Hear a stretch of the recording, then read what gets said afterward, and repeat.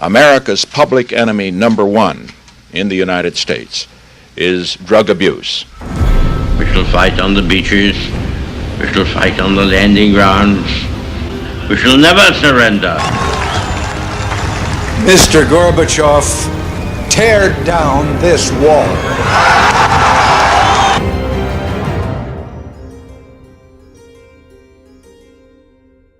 Hello and welcome to another episode. This time I'm going to be focusing on Henry V and how he has formed the basis for the young dragon Daeron I Targaryen. During a rebellion in his father's reign, Henry V was shot directly in the face with an arrow. However, he survived this and therefore began to believe God had a special plan for him.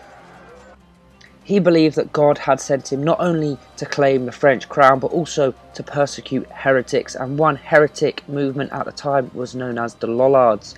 They believed that there should be no kings and queens, all men were created equal and the wealth of the nation should be shared equally amongst its inhabitants. Crazy, right? Well, it would be for Henry, who was a lord, so he set about destroying these people based on the very ingrained belief he was special and God had a special plan for him.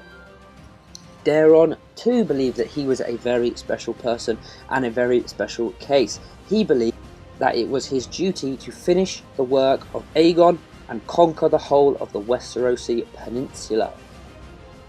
When his advisors asked him how he planned to do this with no dragons, because dragons were all dead by this time, when Aegon had failed to conquer Dorne with 3, he replied, "You have a dragon, he stands before you." So that should give you an idea of what Daeron thought of himself. Very similar to Henry, but they were both special people with a special military purpose. The idea that the English monarchy should also rule the French crown comes from Henry's great-great-grandfather Edward III, and the campaign to enforce it is known as the 100 Years' War, and Henry's own part in this 100 Years' War is known as the Lancastrian phase.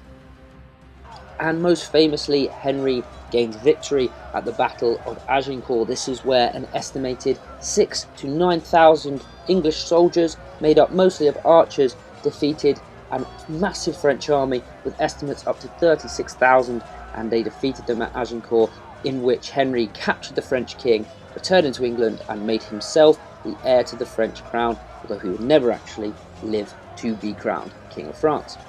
And Daeron himself knew what military success was like. He split his army into 3 himself, marching a troop down the Boneway using goat paths to avoid detection. He sent a naval assault on Planky Town, and a Tyrell led a force down the Prince's Pass. And this 3-pronged attack forced the Prince of Dorne to bend the knee and subjugate Dorne to the Iron Throne. However, for both men, their military success would start to unravel. For Henry, it started with this rather sleepy fellow, Thomas of Lancaster, his brother. Thomas of Lancaster lost at the Battle of Bouget, a rather disastrous campaign for the English, and this prompted Henry to rush back over to France and try and force the people that he was trying to subjugate back down and stop the rebellion. However, when there, he contracted dysentery and died. So after Daeron conquered Dorne, he left a Tyrell in charge to govern the area, and although the nobles of Dorne behaved, the small folk did not, and they eventually killed this Tyrell and started an open revolt. So like Henry, Daeron had to rush back down to the lands that he thought he conquered, marching back down the Boneway, where he won some initial military victories, and it looked like the Dornish were willing to submit after he was invited to parley under a peace banner in the Prince's Pass. However, it was treachery that the Dornishman planned, and he, along with 3 members of his Kingsguard, was killed by the people and in the lands that he tried so hard to conquer. So, to sum up, Henry believed he was on a special mission from God, and Daeron believed he was on a special mission to complete Aegon's conquest. Henry experienced great military victories in France, even capturing the French king and having himself named heir. Daeron had great military success in Dorne, forcing the Prince of Dorne and many other lords to bend the knee and making it a part of the 7 kingdoms. Henry's military ambition may have been arguably what caused his death, after he had to return to those kingdoms after a rebellion by the people he tried to subjugate. And it is exactly the same story with Daeron. After he returned to stop a rebellion, he was murdered. So that's it for this time. I hope you enjoyed watching. Please like, comment and subscribe, and I will catch you next time.